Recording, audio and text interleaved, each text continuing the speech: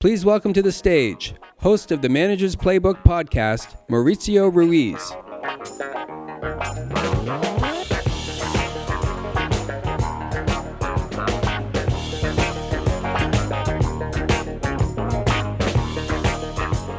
How's it going? That music was amazing as an intro. Oh my God. How's everybody today? Everybody good? Amazing, amazing. So listen, welcome to the first panel of the ASCAP Experience. My name is Mauricio Ruiz.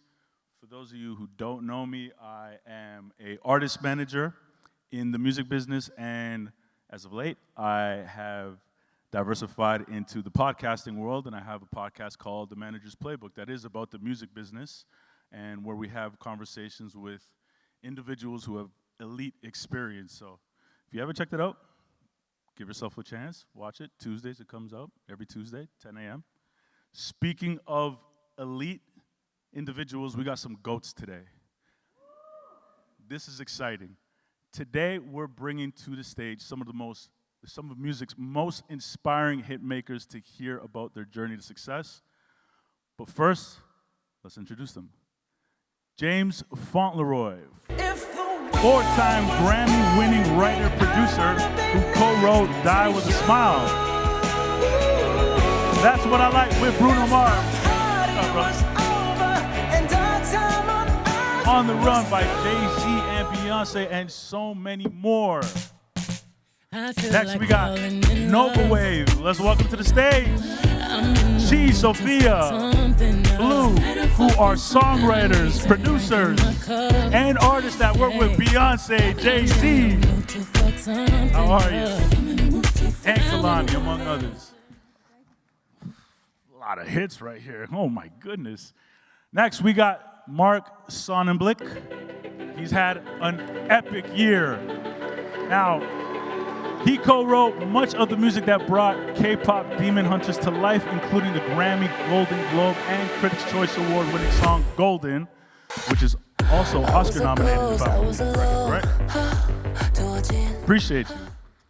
And last but not least, we have Justin Tranter, an incredible songwriter and producer who's worked with everyone from Justin Bieber, Selena Gomez, Chappell, Roan, among so many others. How y'all doing? What? There's a lot of hit records over here. There's a lot of platinum records. Most platinum in the world, I think, something to that, right? Yeah, something like that. Congratulations. Let's go. Okay, first question I want to ask, and this is for everybody here. Anybody jump in. But at what point in your career did you start to realize that you're going from not just a talented songwriter, but you're starting to level up and things are changing? And then, how do you maintain that level of success in hit writing records? Let's start with you, James. My first ASCAP check. What? That's how I knew. Okay, there we go. Yeah. Oh, and how do you maintain it? Boy.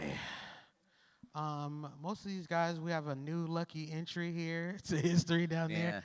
But these guys, we've all been doing this for a long time. A long time in our business is usually like, I don't know, 48 months. Yeah.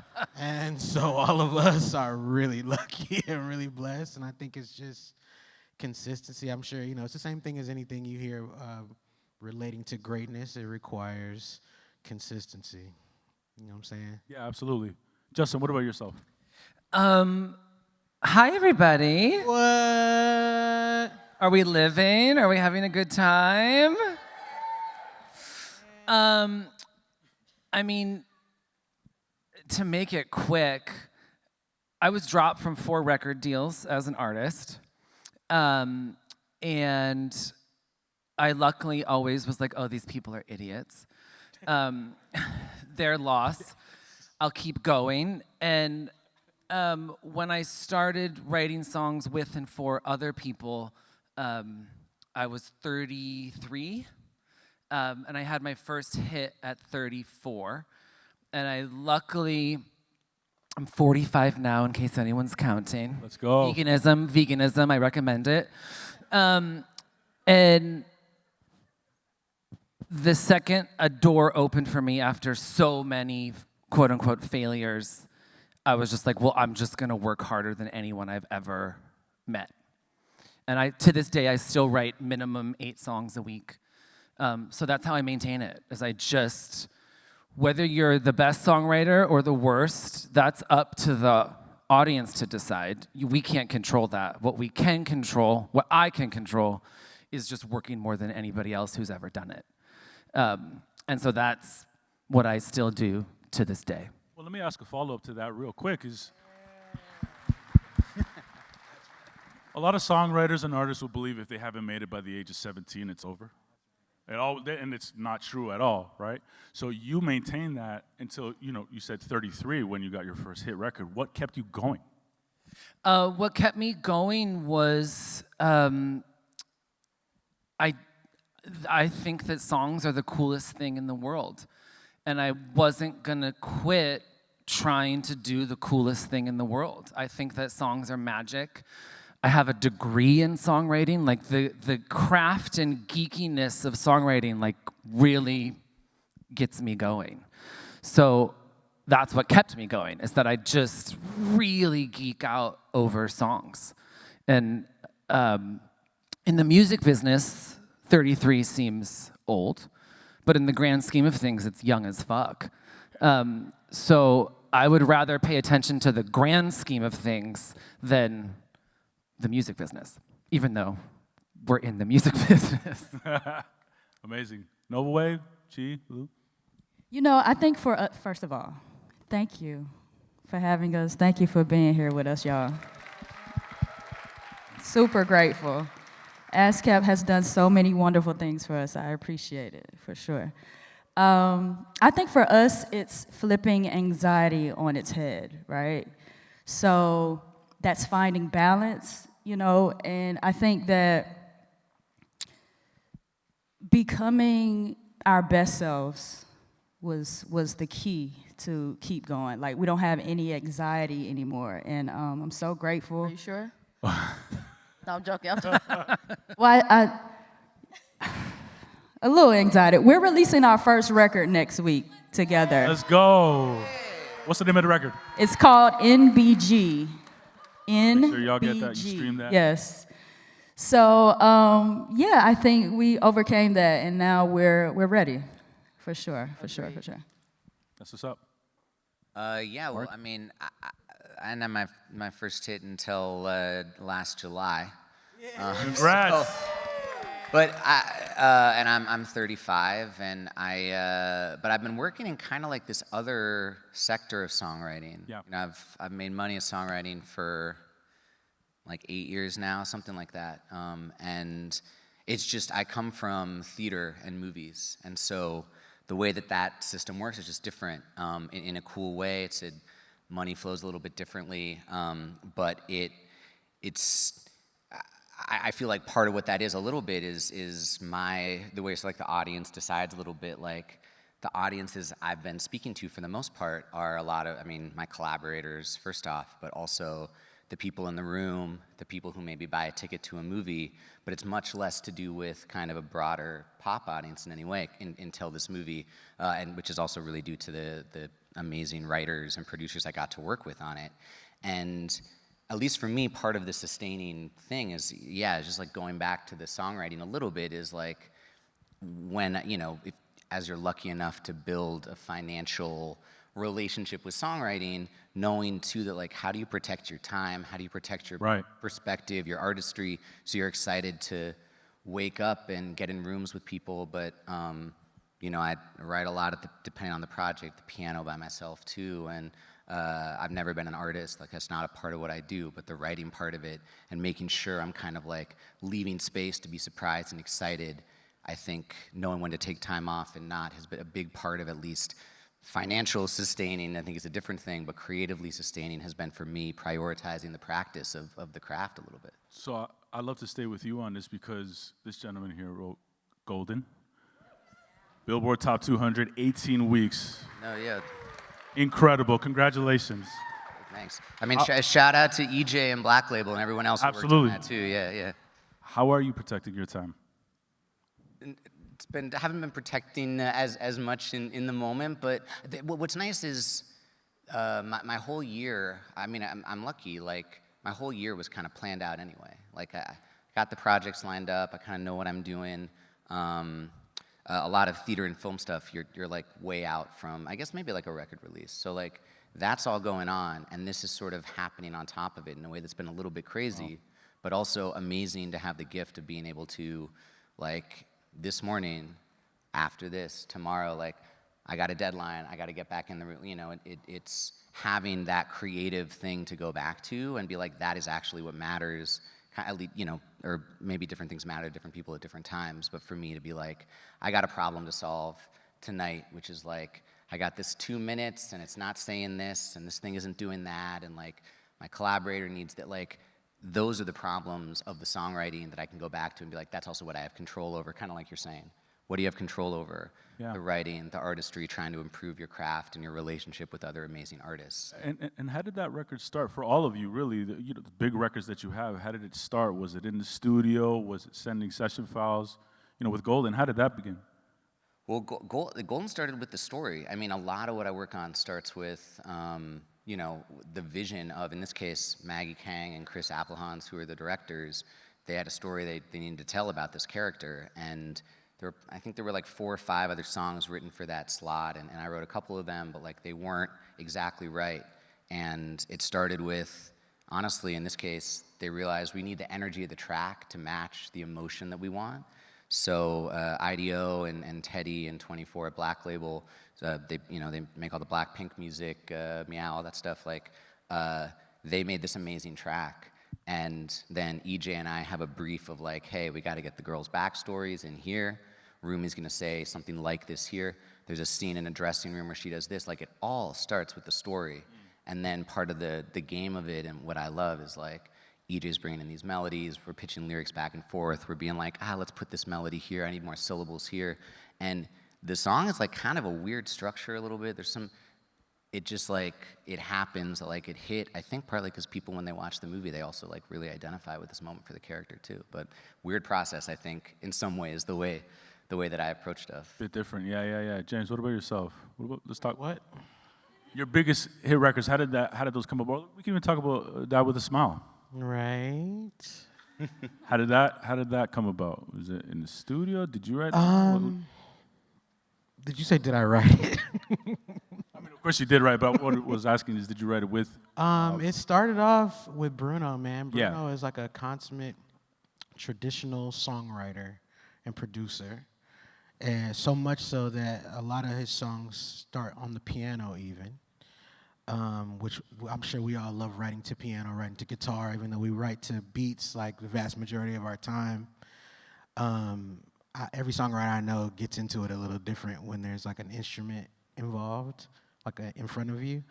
So he wrote it at his house, man. You know, he probably had like, I don't know, servants, like massaging his fingers or whatever he was doing.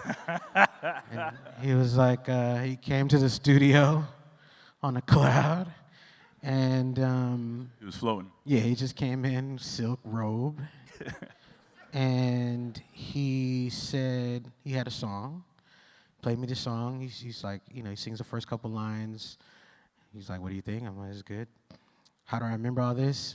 Because years later, he's like, hey, you remember this song we started years ago, Die With a Smile? I'm like, hell no, I don't remember that. What are you talking about? Because I didn't. I had no recollection. So like first, that song in particular, he came up with the idea, started on the piano at his house, brought it to the studio. We wrote like half the song.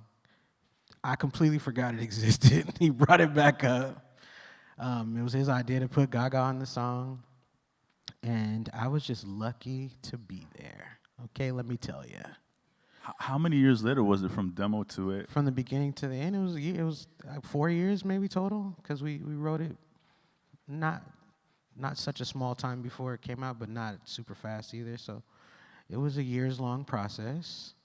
And, you know, like different songs take different amount of time. We've all had success with songs we wrote quickly. And, you know, I've also now had success with songs that are so old I forgot they existed. So, you know. That's how much you've done, huh? Yeah, I try hard to forget as many things as I possibly can. So There we go. That's a process right there. Chi?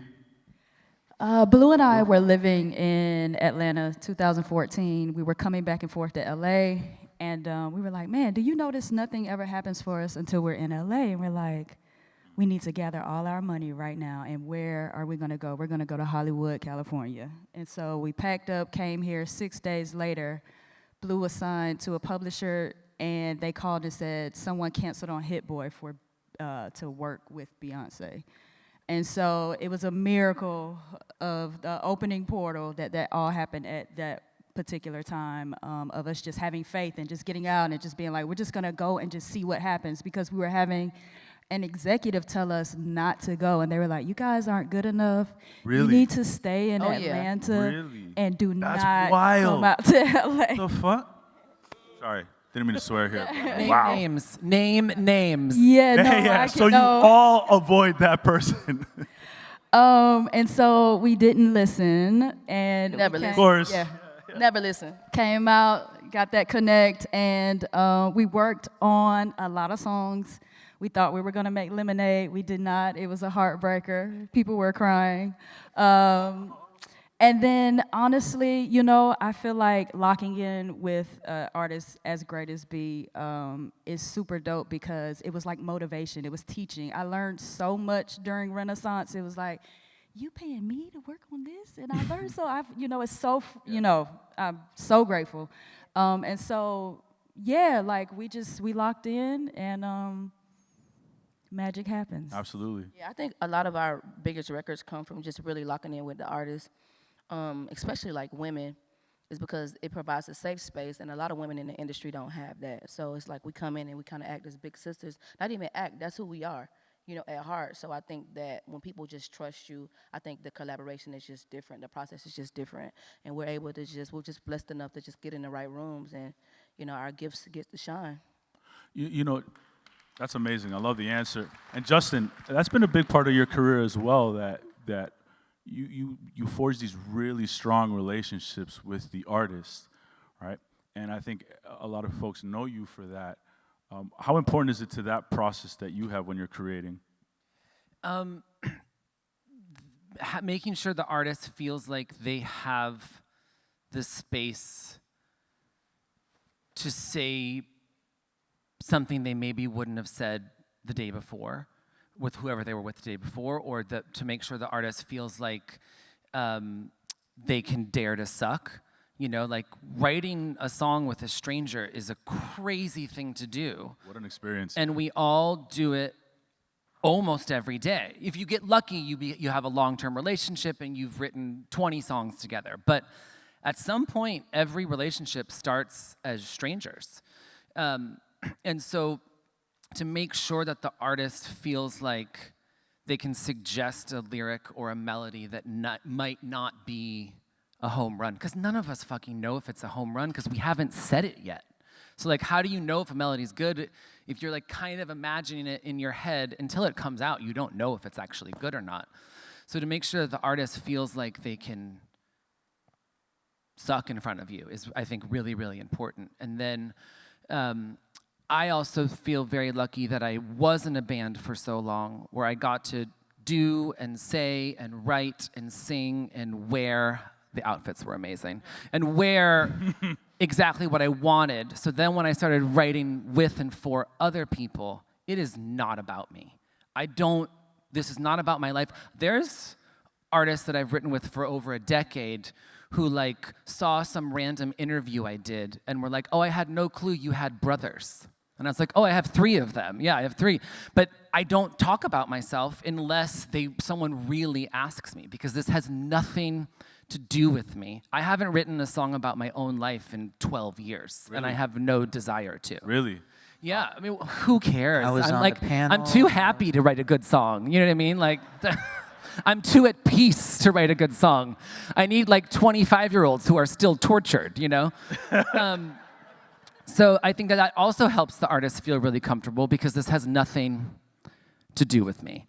It's so crazy that you mentioned that you have so much peace not to write a song about yourself. Yeah. right? So I released a record yesterday. It's called Buddhist, and it literally says, you know, I keep the peace on me. And I feel like studying so much in the music industry brought me to the point to where I could release my own song, you know? And so it's so amazing to see how the balance, even us doing the Citizen Queen together, like, you know, all of those records, like, it's like really a true balance when you get in the room with another great songwriter. And we just appreciate our time that we had with you too. Like, for real, it was dope. I mean, that speaks to also, like, you know, there's the talent and then there's the relationships, you know, and in the rooms that you are writing with these incredible writers. I think it's incredibly important. One thing that I learned, because I managed Jesse Reyes for a long time, and one thing that we learned very early on in our careers, like, you always want to be invited back to the party, make it as easy as possible to be, you know, somebody that is welcoming in the room, to have a good time, and making sure that that process is sacred in many ways, right? I wouldn't even be allowed sometimes in the room. I'd be like, that's cool, I don't have it. I'm a manager. You know, step away from this. So I really appreciate what you're saying. The relationships will keep you in this business long too. Obviously the talent is incredibly important, but you said something here as well that I want to touch on, and you talked about you don't know if you have a smash record or a big record until it actually becomes a thing, right? When you're in the studio, do you immediately know that you have a record that is going to be a hit, or no? I used pre-COVID, AKA pre-TikTok. Right. I always knew. I always knew if a song was a hit. I could feel it. I just would get like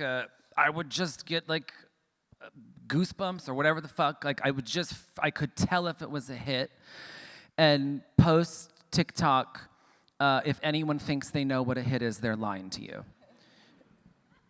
Fair. Yeah. What about y'all? Yep. I don't know. I don't have mine is, I know when a song is good, I think. But I think that a hit song is something that costs money. So I've never been surprised by a hit song a single time, because it's a business. Yeah. And there is a protocol and there's a pathway, and it's something that is part of our jobs to learn how to navigate ourselves into places that are poised to do that, and then use our God-given talent and hard work to create something that will go beyond the initial entry to exposure. But, like, what the fuck? Like, you know what I mean? Like, Right. I know when the single is coming out. You have taste. Yeah, I know who. It doesn't have anything to do with taste. It could be terrible. My shit is good. You know what I'm saying? So that doesn't mean every hit song is good, and you know what I mean? And good is subjective. And, you know, like, as far as the history of hit songs, I was just laughing about this argument I had with someone, with a high-level executive one time, because he was trying to tell me what a hit song was, and I was like, with all due respect, which you could tell I didn't mean that when I said it. But I was like, with all due respect, if you were to put all the hit songs from, you know, the 40s till today, you'll find different topics, different tempos, different themes over different periods of time, different trends. And, you know, there is a philosophical element that is part of the magic. Like, when you said music is magic, I really believe that. Like, there is an extra part to our job that makes it not so easy, but then there's another not so easy reality, which is that you need a certain type of platform and machine to get a certain level of exposure. And then even like the introduction of something like TikTok, not only does that change the dynamic because of the crowd's input on what the machine wants to support, but also you know, there's pros and cons to democratizing anything, but specifically in this type of business, you'll see that in TikTok or something like that, a song can have a quick boost and it'll have like a moment, but the shit that really like lasts, I mean, you can ask all of these guys about that, because like, even for instance, KPop Demon Hunters, like, that's an outlier, obviously, because there have been hit songs from television and film, but it's on another level of magnitude. That is a testament to the quality and the skill level that we all are lucky to have had an opportunity to develop and expose. But an actual hit song, actual anything that like fucking, like, you know, like what are you talking about? Right. Like it's a literally, I'm gonna stop after this because I don't want to get assassinated, but they call the shit. No, keep going. Keep going. The name of the chart that I love this chart and I love these guys and I hope they love me back, but it's called Billboard. What is a billboard? It's a fucking advertisement. You know what I'm saying? So it's like, that's what it is. Yeah. It's the name of it. That's the name of the fucking thing. Yeah. And so if you make an amazing piece of visual art, the shit doesn't just end up on a billboard. You know what I mean? Like someone has to coordinate it going on the billboard to be seen. So I think that's important when you newbies are out there arguing over splits to a song no one's ever going to hear. Yeah. You will not be extremely surprised when a hit song occurs. You can be super happy, grateful, lucky, all that shit. But surprise, no. That's I can't lie. I definitely knew Cuff It was a hit record. I danced all night long. I do think, like, for the most part, 9 times out of 10, no. But there are ones where you said it raised the hair on your back. I literally, you got video. I do. I danced all night long. So there are a few when you know. So what part of the process then, at this stage in your career, matters most? To me, it's message. You know, there's so much content that's being released right now, and it's like, what am I putting out into the world, the universe, and up to the heavens to heal people, honestly. I think that's the core of our mission, is to be angels and really, really say something that's really gonna impact, so.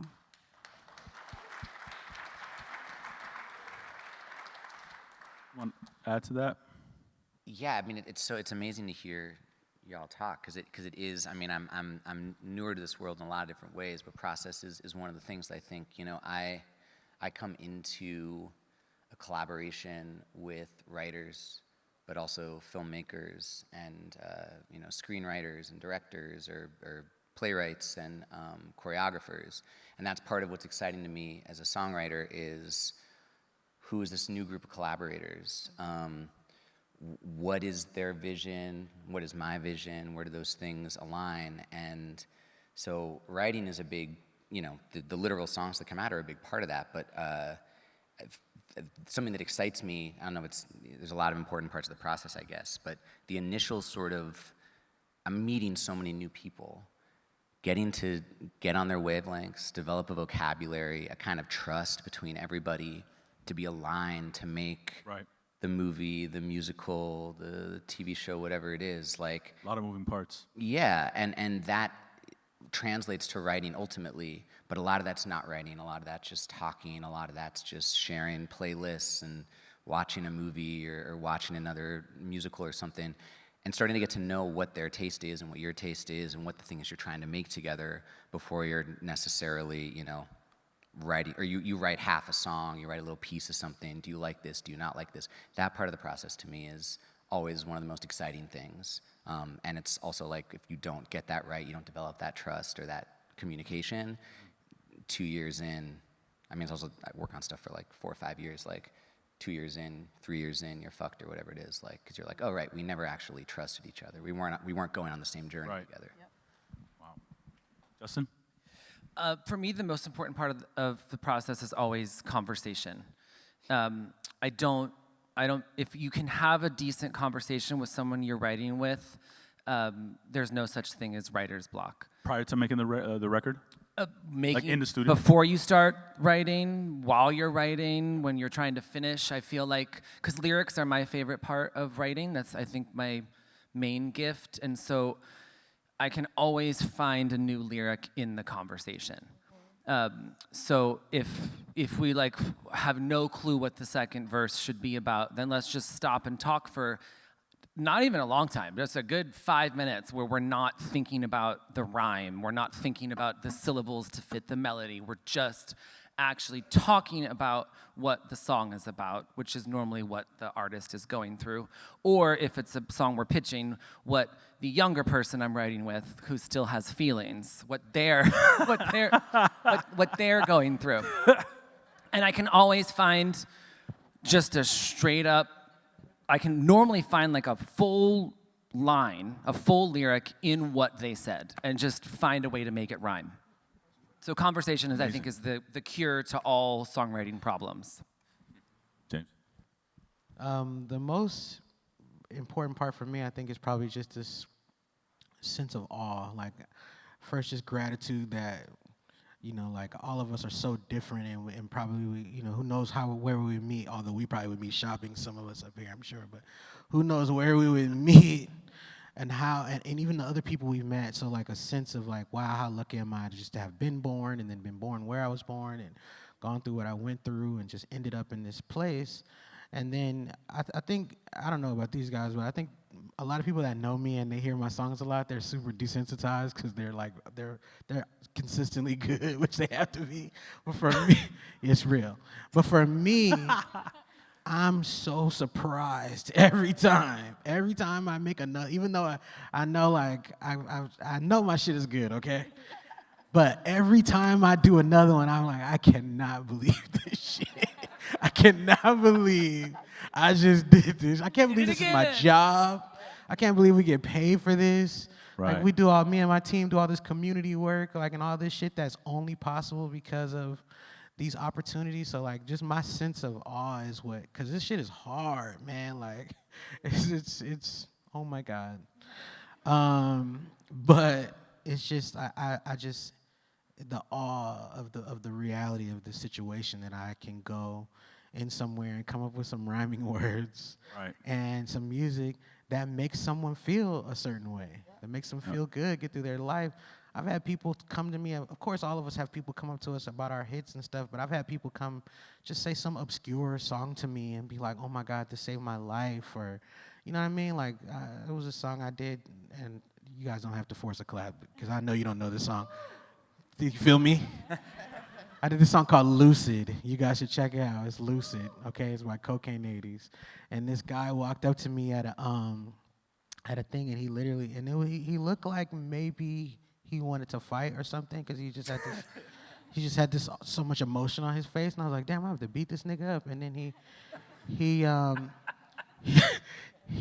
literally, he had like a feather around his neck. You know, it was just not someone that I would think would just come up to me to start a conversation.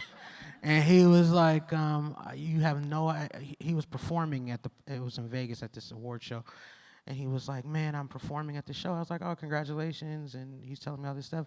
And he starts telling me that one of my songs, mind you guys, I'm from the ghetto, okay? Italicized, bold, and capitalized. And now I'm talking to this guy from, like, obviously not the ghetto. And he's telling me that when he was struggling, he was at his hardest time in life, and he was homeless, and he didn't know what he was going to do, and he was just thinking about it this morning because he's performing at this huge thing. And he's like, man, that song got me through that. And that's just mind-blowing. So that's what keeps me going. But let's stay on that, because, you know, very much connected with a great song, right? Now, what's the difference between a great song and just great production or great songwriting? How do you differentiate? I think it's the feeling they were talking about, the hair standing up on your neck. I think that's the science for our part, not all the other businessy stuff. But, like, what we have to do is try to get that feeling. It's like that's how I know when something's good, is when it makes you feel a certain way. What about y'all? Because y'all do it all. So, like, how do you differentiate between a great song, great production, just great songwriting? I think just in totality, when you can, because you have so many songs, I listen to the songs and I'm just like, after the song goes off, I'm like, I don't know what this song was about. You know, it sounds good, like you got all the harmonies, you got like great production, but I feel like a song that can tell you who, what, when, where, how, why, fast, in 3 minutes, you get it, it feels right, and then you play it again and you find something new in it. I feel like those are just the best songs. Like, you know, simple, straight to the point, but also have some type of meat, something that you can hold on to. Yeah. Yeah.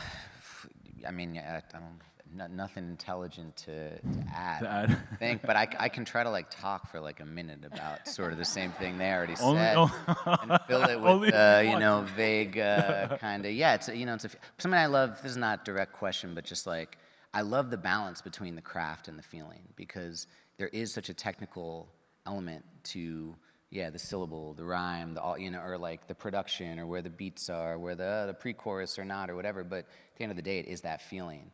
And like the magic, I love what you're saying about the awe. Like there is some mystery about the whole thing that like you can't get your hands around. And so to be able to like in the song, have a degree in songwriting and like know all of the technical things, and that's a big part of it. But then also just be constantly surprised by like what's going to actually cause those goosebumps. That to me is part of just what sustains you. So when y'all get the goosebumps, is that when you know the song is done? Oh no. You know it's good, not done. Like maybe 10 seconds, Yeah, you're you like, know oh, it's we good. could Wow. keep that Okay, so 10 when do you know when a song is finished? Because so many, I mean, especially the noobs, as James mentioned, have a tough time finishing records. I mean, I think it just depends on who it's for and what genre it's in, and there's so many. If it's like high level, super clean dance pop, that somebody has to know how to work a computer way better than I do to finish that fucking thing. Like for me in terms of writing, I know when a song is written.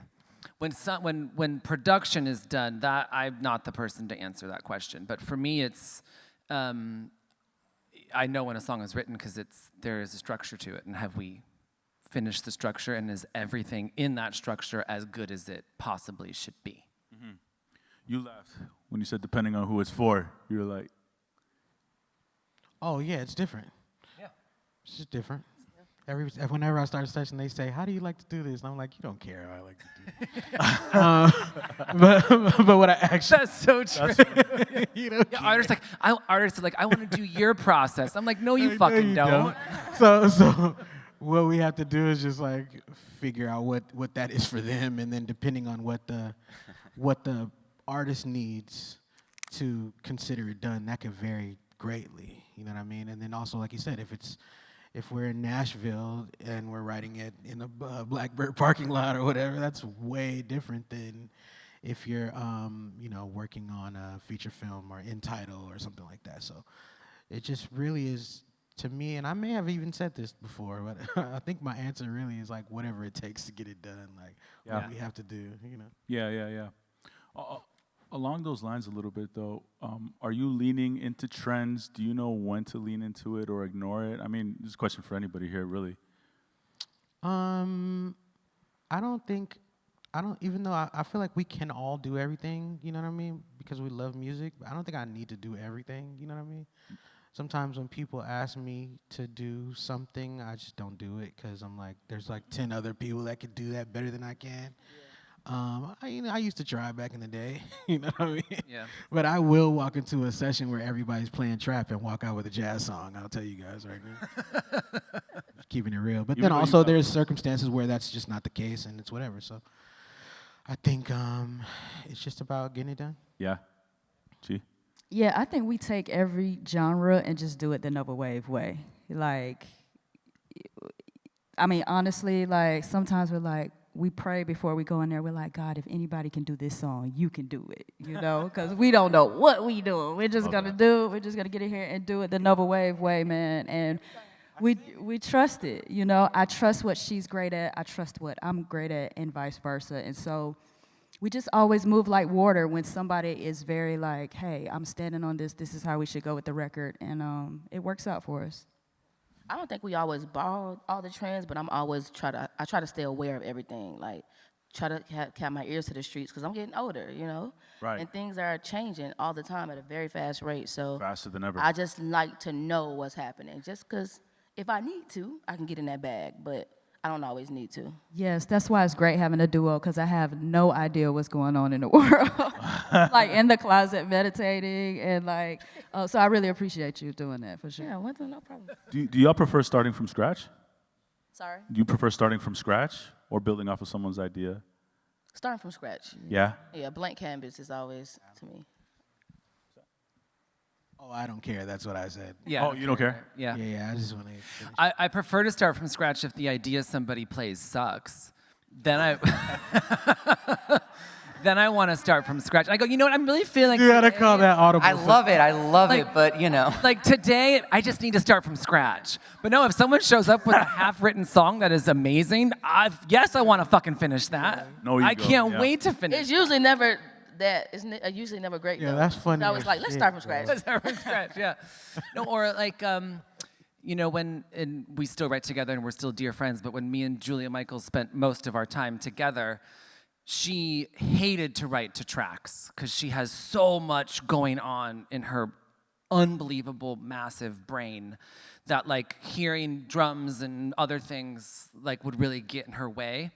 But when we wrote Justin Bieber's Sorry, there was tracks that, thank you. There was tracks that Bieber and Co had decided they liked. So it was like the job was to write to these tracks. And I think, you know, I did the best that I could with the engineer that was there to like arrange the track the best way I could for Julia to shine melodically. But it was like we had to write to track. And so I think sometimes even though you have a preferred way of writing, and Julia's preferred way is just really simple chords, sometimes getting out of your preferred way might open up something amazing. And I don't think that those verse melodies that she wrote would have ever been that rhythmic if there wasn't already drums in the track. So, you know, and then I made sure, like, let's have the chorus melody be the part of the track that is just open piano chords so that she can soar. And then her and I, you know, wrote all the lyrics to it together afterwards. But pushing yourself out of your preferred way to work can sometimes obviously be really special. Did the process change in terms of how Julia and yourself wrote records after that incident? No, she still hated it. Yeah. No, okay, so it just continued to be from scratch. Yeah. But we still wrote a bunch of hits. Of course. To just piano chords too. So, but that's why I think if you have a preferred way to write, you should do that as much as possible, but don't be afraid to try something else. Got you. Something that, we talk about the business side a little bit here, which is always a little bit challenging. It's okay, we like business, all of us. Oh, Yeah, I mean, I we love all it. like business over here, but Yeah. the one challenging, I think Business. for folks who are starting to get into rooms and the conversation of splits, how do you all handle that? Do you handle it after the session immediately, or you let the managers handle it? I'd love to understand from all y'all what the process is like. James? Well, I've been doing this shit for 20 years, so I've had a lot of different experiences, and they're Which do very you prefer? different. Which do you prefer? Well, the ones, because we always have to think about repeat business, right? When we're especially when we're first getting into somebody's thing, and they don't think about repeat business that much, but they should, because I'm sure there's a couple artists that wish they could get these guys back in the room. And so I've said this to a couple people. When it comes time to do the splits, I've seen very few physical split sheets in a serious session. I have had songs that haven't been licensed for like a million years or whatever, because some guys, like I wrote the word "the" on the shit or whatever. But I think that, just to directly answer the question, usually for me at least, it comes later in an agreement.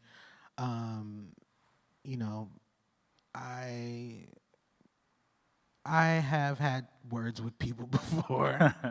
I'm not super difficult, because I think in the beginning when I was having, I've had words with people about a lot of things, but I think in the beginning I used it because it was so many people that I could work with and so many places I could go. And so although I did say some things to people about splits, I used that to determine who I was going to spend time with. Mm-hmm. You know what I mean? So Yeah.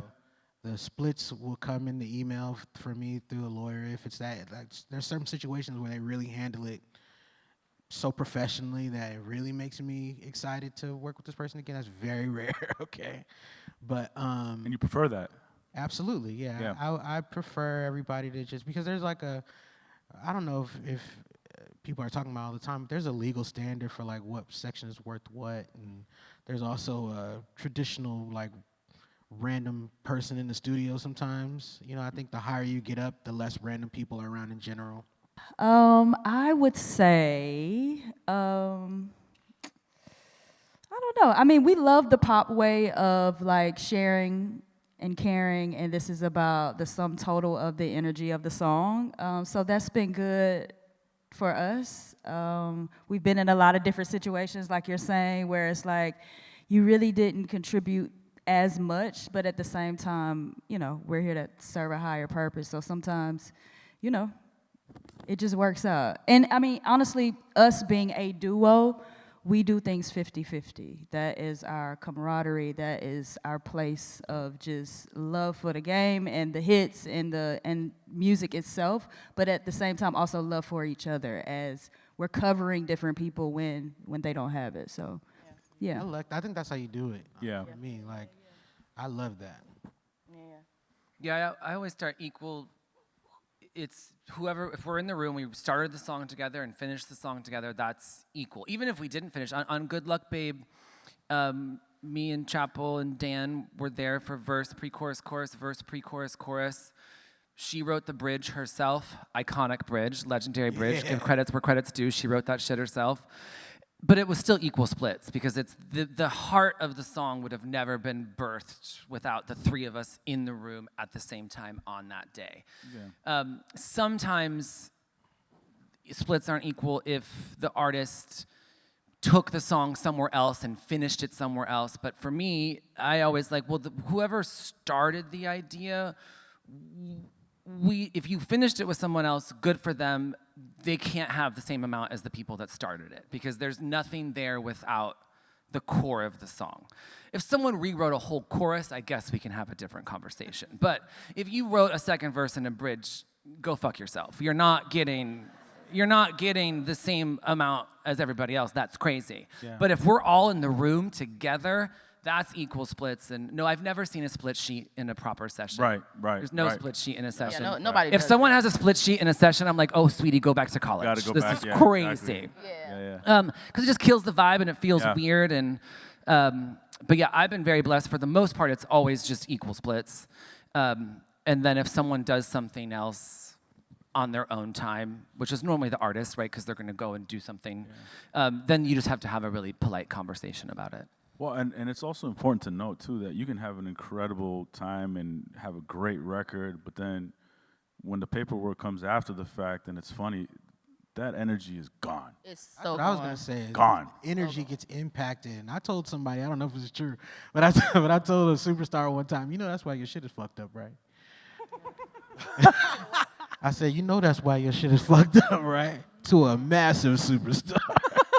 And what did they say? They get it? Yeah. They gave us equal splits on that song. That's what happened. Yeah. That's what's up. When an artist goes and takes the record somewhere else, obviously you have to be okay with it, but how do you feel when that happens? I mean, if you get the bounce 6 months later and it's amazing, I feel great. No, you go there. Yeah. Yeah, if they ruin the song, that's obviously a different conversation, but then it goes back to what James has said a couple times, it's about the relationship, you know, like if the artist, you love them and you respect them and you might think they made the wrong choice, but you don't want to blow up a relationship over a song that the long-term relationship with them is way more important than being like, I hate the new bridge, you know what I mean? Like I think, so you gotta just really pick your battles. I think so much of this business is about picking your battles. Like, when does it really matter? If we're talking about splits, if it's 5% less than you really wanted, pick the battle. Like, do I want to work with this person over and over again? Or are they being inappropriate? Like, you just gotta, it's endlessly like gauging the situation, and I wish I could give better advice than that, but it really is. That's excellent advice. Yeah, oh it's my great. God. Did y'all write it? You didn't even write it down. Who's writing He it did. there? Look, he's I writing see hard, too. it. That's right, Yeah, baby. here. Get that money. Write it down hard. I want to see it on the next page. The hack is also the audio Pick your recording. battles. That's real as fuck. Yeah. You said prior to TikTok, you knew when you had a smash. Mm-hmm. After the fact, when was it the first time that it hit you? You're like, oh, this is not a smash, and like, how did that affect you, and what did you have to change? And Well, it's definitely not about changing the way that I work at all, because I think if we get too in the weeds of how drastically every entertainment business has changed because of technology. Well, the whole world has changed because of period, if yeah, we yeah. get too in the weeds of how things get marketed now, or how, then you're just going to start writing shitty songs because you're thinking about 7-second clips on TikTok instead of a whole song. You know, what it just means for me now is it used to be, oh, a song that I know is a great song on a superstar is a hit. That doesn't mean shit anymore. It has to. So what that has done for me in a great way is it's opened up of well, when no one knew who Chappell Roan was, I still said yes to the session because I pressed play on Pink Pony Club, and even though Pink Pony Club is the song that got her dropped from Atlantic because it didn't perform the way that she wanted, the way that they wanted, I still knew, oh, well, pre-TikTok, that would have been a smash. This girl's a genius. Of course I want to work with a girl who just got dropped. Where pre-TikTok, I would have gone, oh, she doesn't have a deal right now. I probably should give my time to the A-listers only. Post-TikTok of that part of the business breaking, of a guaranteed hit breaking, I went, well, why not work with this girl who I just think is cool as fuck? Mm-hmm. And so instead of focusing on the negatives of not being able to call hits anymore, to stay sane, I'm going to focus on the positive. And the positive is going, well, anyone can have a hit now. Yep. Anyone. The hits are coming from everywhere. Yeah. Yep. Well said. Well said. Creating your own opportunities. You know, you didn't wait to create theater camp. Talk to me about creating your own opportunities in this light. Well, I mean, I can speak to, yeah, coming up kind of a different way. Like, you know, I've been in New York coming on 11, 12 years and come from theater. And so, again, writing songs for a long time, but like this ecosystem is very new to me. The ecosystem that like I was a part of was like, you're getting your shows out there. Yeah. You're getting together 20 minutes of content, of storytelling. You're meeting directors, you're meeting, and at least for me, the movie things, those kind of opportunities came out of what I was showing people on the ground in small rooms in New York, you know, working with producers sometimes for like, you know, the off-Broadway show here, things like that. But it was people seeing that, and I mean, theater camp, I didn't like produce that movie, or did word of mouth, hey, you should hire this guy to come in and work with you, or, you know, other collaborators I've worked with, like, worked with Pasek and Paul a bunch, like Greatest Showman and La La Land, and they kind of brought me into movies. That came out of making opportunities on the ground, like within the community, more than, I think there's the version, I mean, within pop music too, if you have an artist project, there's a whole thing that like, they can all speak way more to than the kind of weird, I think, route I've taken, which is, there's a musical theater community in New York. Yeah. Some people who cross over with pop, some people who don't, but like now being in it for 10, 12 years, the ups and downs of just like, this is actually a community that does not always make a lot of money. Now, at the top level, you make more money than, I mean, it's crazy. Yeah. But the gap, like in between, is a lot of people going, you know, your show runs for like 3 months or something. Maybe someone sees it, maybe they don't. Whether you're an actor, whether you're a lighting designer, whether you're a choreographer, like you're going project to project, hustling. And who are your friends?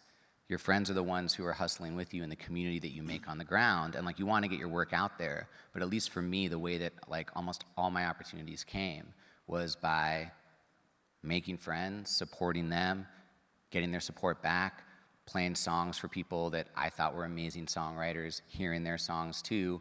And then when it came time, like, you know, my friend was working on a show with Elton John. She couldn't do the next phase of it. She's like, Mark's the guy to come in and work with you, Elton. And like that came from a friend recommending me, not like me getting something out there in the world that like his team saw or something.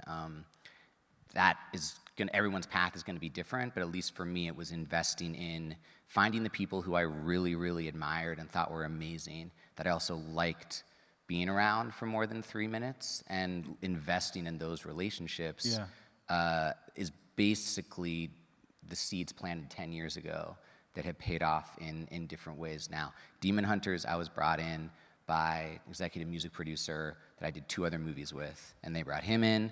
He was like, it's starting to be more of a musical as we build these songs, come and work with these pop writers. And I'd never done that before in quite that way, but the combination of skills based on old relationships I had, not because they heard some crazy song I made, that they were like, we love that song, we gotta get this guy in the room. It was, this guy trusts him, he can get the thing done, wow, he's amazing. In these ways, the personal recommendations and the strange path like I've taken, that's what translates. It's the relationships there, right? Yeah, absolutely. But in that theater world, if I'm not mistaken, average production to get to the stage is 7 years? I mean, yeah, it just depends. I mean, some stuff is faster, but for the most part, I mean, one of my friends, Michael R. Jackson, his amazing show, Strange Loop, won the Pulitzer, went to Broadway. Oh, that's fire. Yeah, incredible. Strange Loop. Yeah, it was amazing. I seen that. Okay, sorry, y'all. No, well, I hope you do someday. But like, that's the thing about theater is like it's there. You know, maybe there's a capture of it or something. But like, I remember seeing like working on that for more than 15 years before that gets in. You know, and the long journey, like Hamilton, I think was like 7, 8 years, and that's someone who already had a huge Broadway hit before that. Like, it's a different figuring out how to make money. Yeah. Is a real tricky thing, and that's partly why I think the community in some ways is very strong, and a lot of people, you know, have day jobs, other things they're doing, because the time investment to make this big, beautiful thing made up of maybe 2 to 4 to 5 minute song chunks, but that actually are serving this bigger vision. You fall in love with that. You're like, I gotta have that. I want to make that. I want to be in that conversation. It's a lot of sacrifice to get to something beautiful, and it's a sad thing. I mean, I think it's probably this way with songwriting too, just in general. Like, so many people coming up, like, if you don't have a way to find that money, a way to support yourself, like, so many amazing voices, amazing writers, amazing performers, like, because these industries, the way that money flows, and industries that are really hurting in some ways, like, it's the people at the entry level who are just like, well, 3 years in, and what the hell am I supposed to do? Well, how do you I got stay to locked move in back on to that? Virginia. How do you stay locked in on that? You know, if it's just bouncing around from production. Well, I mean, I feel like I got lucky. I feel like everyone maybe feels like they got lucky in different ways, but like I was like teaching and tutoring as a day job, and then Pasek and Paul like brought me on for some creative projects, and like that started to be a way I was making money that way, and then like you get the way that film, TV, and theater works. I mean, if you're lucky or you get to a certain level, is you start getting upfront fees, you get upfront advances, you get upfront money, because the back end works differently. It doesn't matter, the charts don't matter, that stuff isn't really part of it. There's other business models, and so that starts to be project to project. You're piecing together these fees because you're able to give, in some cases, people exploiting the work that you're doing that they like, and they're like, I figure out a way to monetize this, or they're coming to you with an idea saying, hey, we need 6 songs because I fell in love with this book, or my mom's story is the most important story that like ever needs to be told, and I need you to write songs for it. And you're like, this is never gonna see the light of day, but I will absolutely take your money to do it. And like tell your mom's story, and wow, she really struggled in her mansion in the middle of wherever. Like, okay, sure. But you know, it's kind of random. And I think like we all probably hustle in different ways. It's just a very particular, I mean, yeah, it's surreal in a way just to even be on a panel like this, because I feel like it's I come from just a different world in a cool way, yeah. You've worked on a few projects at different lanes. How do you push those boundaries? You've worked on a few different projects that are in different lanes, different genres. How do you push those boundaries and experiment and make sure that the room is feeling good or that you're feeling good about what you're writing? It's just because to me it's just all one thing. You know, the genres have taken on different meanings, but pop is short for popular. And I think anyone that wants to, that does this for a living, you know, like we're just huge music fans. I guarantee you everybody up here knows songs that you think they don't know. Right. And I actually could probably guarantee you that everyone here knows songs that you can't tell what they like from just looking at them. And so I think we do a lot of separating because of how the human mind works and simplifying the shit out of everything. But there's not a lot of difference. There's different environments, there's different whatever, but it's this core thing like that I'm chasing. I feel like we're all chasing, which is creating this feeling more than a particular sound. And, you feel it out. You figure it out. You get around people that know what the fuck they're doing, like these guys, and Right. you know. Well, with y'all, you've done some incredible things where hit records, very emotional. Working with Kehlani as an example, right? How do you balance vulnerability in a hit record, the commercial record, but for that vulnerability to still have that replay value? Honestly, that's just what we do. We heal. That's it. We even when it comes to crazy, Yeah. Kay was going through a tough time at that particular moment. And what we did was we didn't know her at the moment, but we researched her entire life, figured out her life path, that she had been through a lot of things. And so every word to that song is about empowerment. And if you look over our discography, that's what we're about. You know what I mean? And so, yeah, we keep that going. We just keep it going. Yeah, I think just we study a lot of different things. We just try to grab a lot of knowledge from a lot of different places. We have a lot of conversations, with each other, a lot of conversations with ourselves. We ain't crazy. And I think that's how we just continuously try to push the boundaries, just grabbing a hold of things, and just it comes out in the music. Working on Renaissance, incredible cultural impact. How are you ensuring that you're staying within the vision of the artist and not straying away? Working with an artist as great as B, you get to see behind the scenes how much she does. Yeah. And it's so crazy because I had a revelation during Renaissance, and I was like, oh, I see why people don't think I do as much, because I didn't think that she was doing as much. And so for her to be a producer, a writer, doing the film, doing the editor, I'm like, oh, I gotta be better. And to see that, in motion was crazy. What about yourself, Justin? When you're working with artists and staying within the artists you work, everybody on this stage here are working with artists with massive cultural impact. How are you ensuring that you're staying within the vision, not straying away? Because maybe they'll tell you, maybe they won't. Yeah, if it's an artist who writes and really writes, that makes it really easy, because you just write with them. Yeah. And you just follow their lead, and my job is to make them the best version of themselves for however many days they want me to do that. So if the artist is a real writer, that makes it really, really easy. If the artist isn't, and by the way, that's not shade at all, no one's mad that Meryl Streep didn't write her script.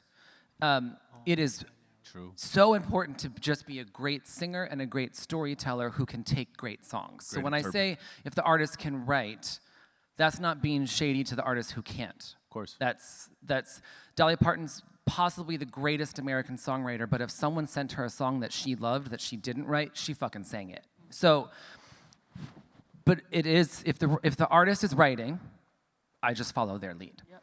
If the artist is not writing, I choose a co-writer who comes from the same world as they do, whether that means part of the country, whether that means the age that they are, whether that means if they're LGBTQ or not, or whatever. I try to pick a co-writer that is closest to their life experience as possible, so that we aren't just guessing what does someone who I have not lived their life at all. Mm-hmm. It's not me guessing what that person might want or feel. Let me pick a co-writer that is either in their genre or in their age group or whatever it might be. Let me pick the right co-writer and then make my co-writer the best version of themselves that day. Because there are not many 45-year-old gay pop stars for me to send songs to. So normally I'm writing songs for people that have lived a very different life than I have. When the artist starts to evolve as well, and they're not necessarily first a songwriter, and they come to you and they say they want to start writing songs, what's the type of wherewithal an artist should have in the room when writing with someone like yourself? That's a very good question. And you gotta be ready to collaborate. And I think for those of us who spend every single day collaborating, if you feel like the artist's vision is strong enough to teach them how to collaborate, then you go on that journey. Like, there have been artists that are very new to trying to write, and I believe in them enough that I'm gonna go on that journey with them, even though it's hard, right? Because I have now at this point co-written minimum 5,000 songs. So I am very good at co-writing at this point. If someone's never co-written, I have to just decide, do I want to teach them how to co-write, which means the first 25 songs are going to be bad. Doesn't matter how good that I am or who else I bring in the room. If there's a writer in the room who is not great, you're never going to get a great song, unless they just want to chill. Which does. I have had artists who just kind of want to be in the room and watch it happen, and they just stand back, and then that's fine too. But it's really, I think it just goes back to picking your battles. All of it's picking your battles. Yeah. What about yourself in that process? Well, as far as like artists who are writers or not, it's kind of like there's no degree. Well, actually, there is a degree. He's got one. Most of us don't have degrees. But, because I've been saying it my whole life, wrong. There's a fucking degree for it. I'm behind. I think what makes someone something is how much energy and time they've dedicated to it. For us, we've been writing so much, and been in these sessions so much, and there are some artists who spent time as writers, who've written so many songs that they actually know the process and the experience. Usually you get better splits in those situations. Yeah. But I think that, because there are some superstars that I've been like, yeah, why don't you come in here and write? And there was one in particular, also one of the biggest artists ever. And I was like, why don't you come in here and write? And they were like, no, I don't do that. And I was like, oh, this motherfucker's a genius. You should let me write this song. And then there's other people who, like Bruno, for instance, he's a serious songwriter. So, Right. And if you have a good enough song, he will take that song too. You know what I mean? So like, it's really about respect. You know what I'm saying? And just like the same, I think the respect that everybody brings to the environment, which that it's not always, it's probably usually not malicious. You know what I mean? It's just that before you know how it works. Like when I started writing, I didn't even know writing was a job. I thought everything everybody said was just that was just them. Right. And but then once I got into the environment and started having to work with, really it was children first, like, but working with kids and working with people who haven't done this or who just weren't familiar with the process. Like you said, it is a choice you have to make, and it also sucks. So it's like, I think that people who want to write, very few artists. I don't know. That's why I'm looking at y'all like, is this go like this for all of us? Because like I haven't had too many people who don't write have like approach me as if they don't write. It's just, I'm writing today. Mm-hmm. You know what I mean? Mm-hmm. Like, this is what we doing. How you like to work? They don't fucking care. So I would just say, like, if you are an artist who writes, or, you know, because there's very likely the next successful hit maker or artist or whatever, and I think that aside from all this great advice, the positive things we're saying and the reinforcement and consistency and the energy and business and blah, blah, blah, it's also, if you're an artist, please, for the next version of us, remember this shit we're saying, and please don't walk in the studio doing all this dumbass shit we're talking about right now. If you want to be a songwriter, you just have to do it. You know what I mean? You have to spend the time, and you'll find out. And I think that I've said this to a couple young people in my day, which is don't practice with me. Go practice with your little friends, which is not meant to be. Don't practice with your. Don't practice with me. Like, because the equivalent of, to me, when someone who comes in the studio that doesn't do this for a living, and they're like, I'm gonna tell you how this shit should go, I always imagine a person on a table in front of a surgeon, and the surgeon comes in there putting the scalpel, and they're like, maybe you should. I got this. I think you should use the big saw for this one. It's like the students when you see the surgery on the other side, like, no.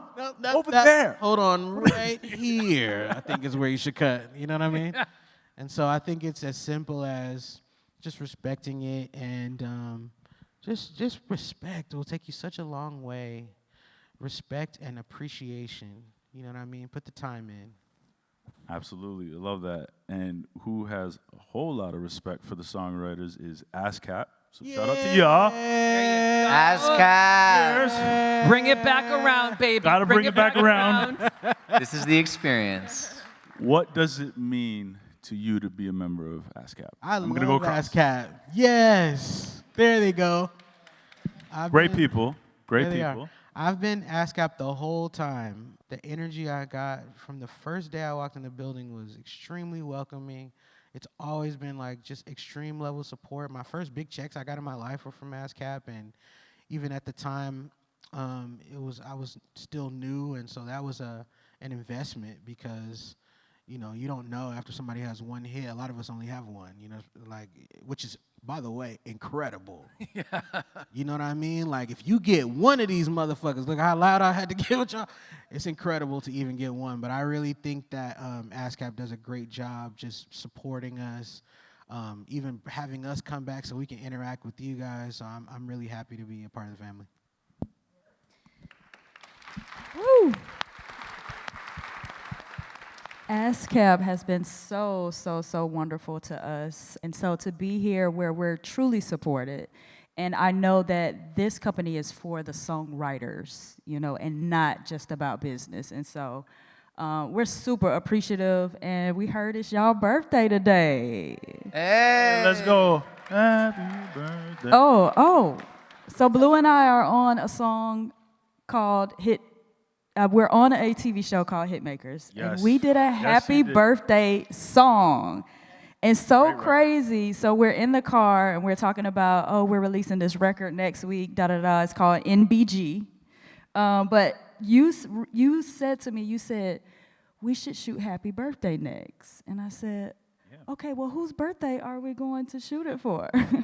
And we get here, and it's ASCAP's birthday. So I think we should play Happy Birthday to Me for ASCAP when this is over with. And everybody just vibe, and let's have a good time.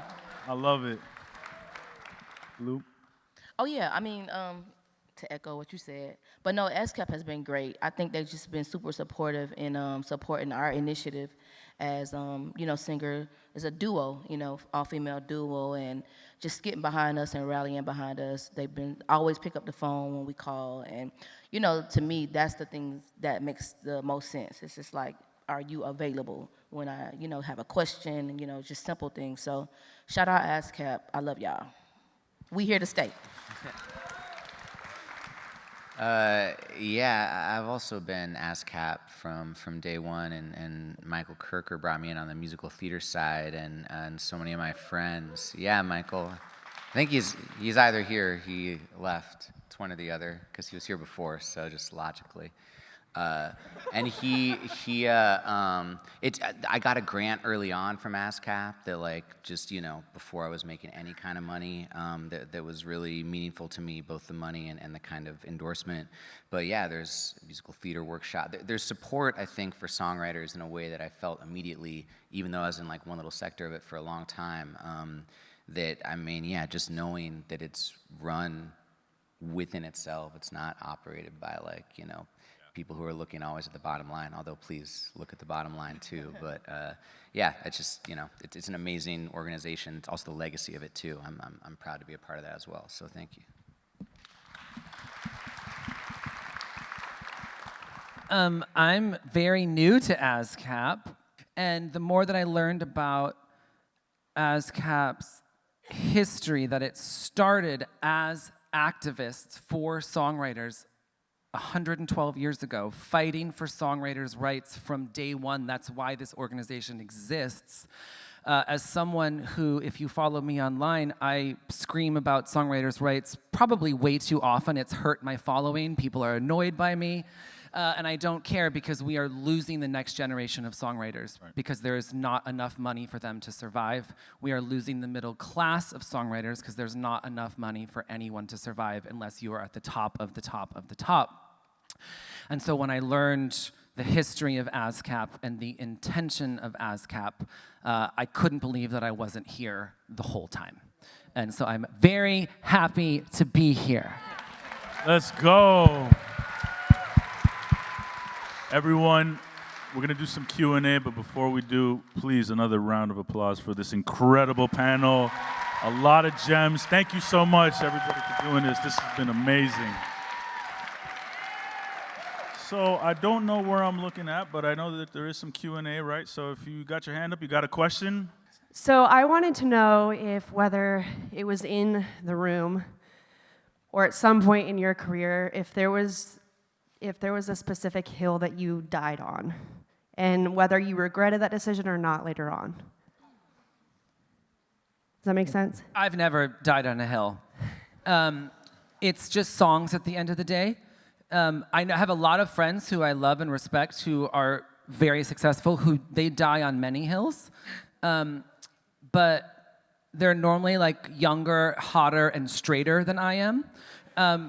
So I am very aware that I probably can't die on too many hills, else I will be excused from the conversation. So I always just try to protect the hill as much as possible, but I will never die on it. Same.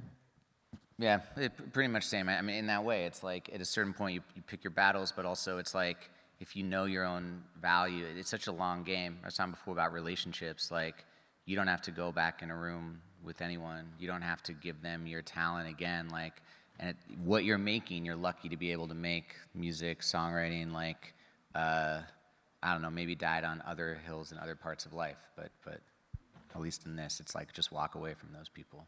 Yes, definitely chess, not checkers. And so we're playing the long game. There are people that we get in the studio with and we hug them and we're like, oh my God, and then they never see us again. So just do that. Take that with you, put it in your back pocket. But yes, chess games.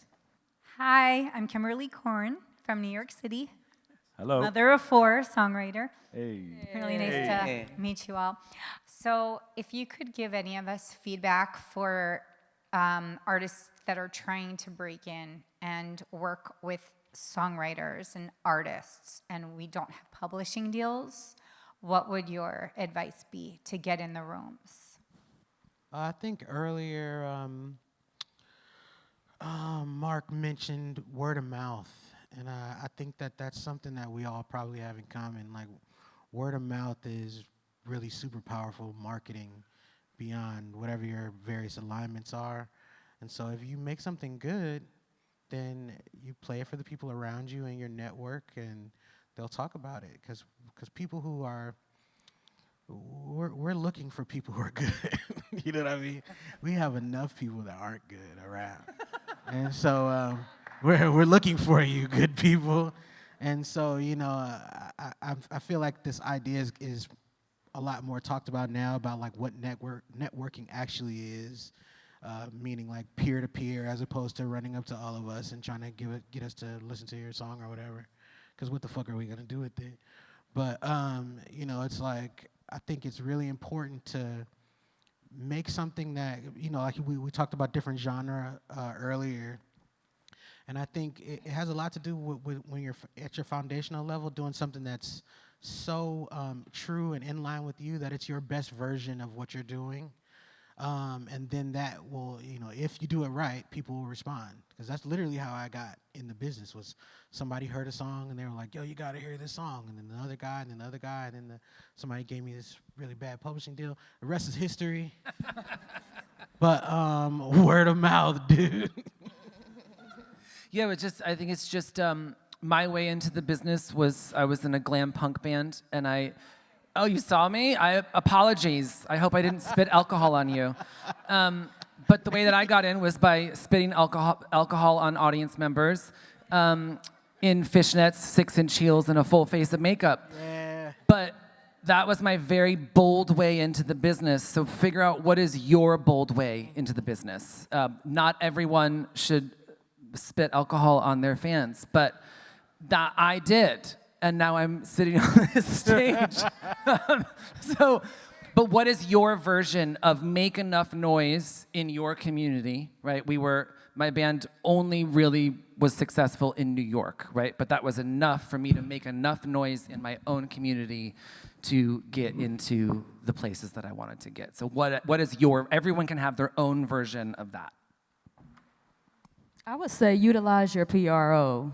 A lot of times people in these positions that work at the ASCAPs and et cetera, they're creative people, you know? Like our representative is a singer-songwriter, and so that person also knows all of the connections to everybody. And so getting in the room with them, sit down with them, play them your songs, and they may say, oh, you be good with this songwriter.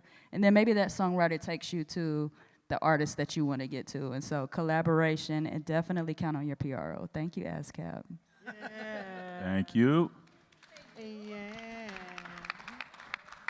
Right here in the front. Gentleman here. Hello, everybody. Thank you guys so much for all of the advice. This is for really anybody, but Nova Wave, you guys really inspire me as far as for your message and your connection that you make. So I want to know for you, anyone, as a songwriter, how do you stay true and authentic to your message? Because for me as a singer and a songwriter, I always try to leave a message in my song, no matter what it is, if it's gospel, R&B. But how do you stay authentic to yourself? Because so many people say, well, people not listening to that. People don't want to hear about that. People want to hear about this, this, that. How do you stay true to yourself and still make something that's amazing with a message? I think it's just that simple. It's just staying true to what you do. I think, and as you work on it, it gets better, right? And I think that I don't know. People ask me that question. I just feel like you just gotta stick to what you know. You know, stick to what you know, and then just trust that it'll get to where, you know, you're trying to take it. Yeah, I think you can learn from different places and different songs and et cetera, but there was a point where I remember early in our career, we were like, we're not gonna do songs about streets and guns and this and that anymore. So I think practice until you can preach it, you know? So just learn, but do you when it's time. Awesome. Where are we at here? Let's go. All right. Oh, you're excited to ask this question. Okay, we'll go here. Okay, I just went into the studio to record a song I wrote, and it wasn't ready. And I spent a lot of money that I didn't have on credit cards. And it's like, so I usually write by myself. I mean, so at what point do I send that to someone, or, I mean, how do I know it's not, that it's not ready? I would say collaboration. You know, if writing by yourself is your passion, that's amazing. Keep doing it. But also, I think everyone should, like, bare minimum co-write 50 songs. If co-writing, if making music is your dream and is your goal, you have to push yourself. And even if you, after those 50 songs, if you go, I'm never gonna co-write again, that's fine. But you can learn something while writing with somebody else every single time. And then also, to save yourself money, if you are co-writing with someone who can also produce, you don't need to pull your credit card out. So co-write, and you can find co-writers here today, I'm sure. You can find co-writers on the internet. Just co-write, because then you will know so much more about yourself as an writer, as an artist. You will know so much quicker when something is done. I get sent songs all the time to just do a full lyric rewrite. And I can do that by myself, because it's my favorite part, but I don't, because I hate. So even if I'm gonna do a lyric rewrite to an entire song, and 90% of those lyrics that end up in the final version are mine, that 10% that somebody else brought is so necessary. That 10% of, or the non-countable part of what they brought is when they told me that one of my suggestions was good, right? Because we all writing to a wall at this point in my life. I haven't written a song alone in probably 13 years, and I will never do it again. I have no interest in writing alone. So even if you end up writing alone in the long run, I strongly recommend co-writing, because it'll just teach you so much more about yourself, and somebody else can say to you, this is done, stop working, let's finish it. I love writing alone. It's my favorite thing. Really? But you know what? All my biggest songs I wrote with people, every single one. And so it kind of doesn't matter if I like it or not. That's how it's done, baby. Right? Yeah. Well, is what I was going to kind of say too, because I also love writing alone. You can always go and write alone whenever you want. I don't know if this is maybe not a very inspiring thing to say, but I think about it a lot. It's like your voice as a writer, there's no reason, it might be the most amazing voice, you might be an amazing songwriter, that right now at this time, these however many decades you're alive, that it resonates with the world, that it should resonate with the world, much less make money. I hope that it does. But like, the act of you finding your own personal expression by yourself may or may not connect with anybody. That doesn't invalidate what it is, and it's not that you can't learn from it not connecting and decide to open it up and connect more, whatever. Writing with other people is not only gonna push you as a writer, but it's just like how you maybe can start to build a career. It's how you start to get cuts that perform. I mean, look, I never thought I was gonna have any songs on the Billboard 100 ever. That's not ever something like I ever manifested for myself. It's not what I do a lot of times.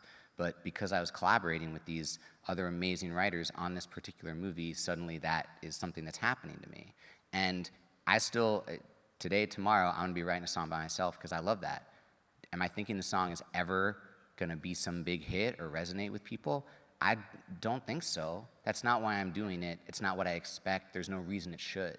And I think like, I think in one column, there's the like craft, development, in dialogue with yourself as an artist. What is your expression? And the idea that that is necessarily something the world needs to hear or should hear or will respond to or will pay to hear, I think is like a whole other thing that like, it's just, maybe it will, but by co-writing, you're gonna suddenly have a process and collaborators and a network, opportunity to opportunity, that you might be able to be making money over here. And at 1 a.m., you can always go back into a room and do whatever you want on your own. So first of all, thank you guys. I really appreciate all the sharing. John Vine Street Music Consulting. So my question is the big genie that's out of the bottle, which is AI. Now, we all know that as artists, AI will never be able to replicate the emotional contact that you have with your audience. No matter how good AI gets, it's never going to be able to look out into your audience and see that you're making a connection with somebody that's going through a hard time, somebody that's celebrating the birth of a child, whatever the case might be. With that being said, what pros and cons do you guys have as far as your feelings towards using AI or artists that might come to you with something that they use with AI? I mean, I'll just say, anytime... What are we gonna do about it? Like, first and foremost, fuck AI. Secondly, anytime that the music business has tried to resist technology, we fail miserably. Terribly. And no one gets paid for 10 years. Right, You know, when we went to iTunes, the music business was in crumble for a decade until it was all figured out. So anytime we resist technology, we lose. AI needs regulations. AI needs, the law needs to get involved. A whole bunch of shit has to happen. But I do think that if we don't start to slowly but surely learn how to use it as a tool for our human expression, we will get left behind and be screwed. So even though I hate it, I do think we all need to try to learn a little bit about it. We're out of time here because the ticker's telling us to get up the stage, but I want to say, again, please, a round of applause for this incredible panel to start the day. Thank you so much.